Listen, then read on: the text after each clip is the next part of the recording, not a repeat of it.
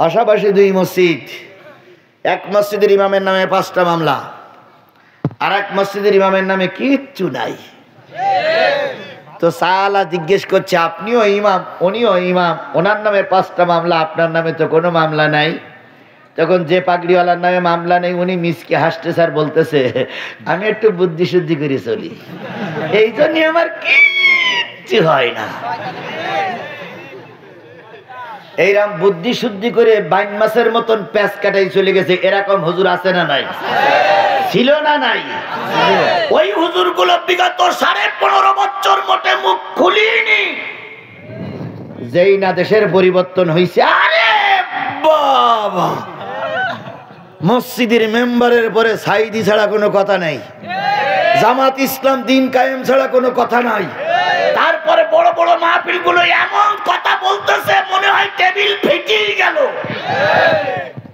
দেখে শুনে মনে হয় ওরা সব রাজমিস্ত্রি আর আমরা হলাম জোগাড়িয়ে।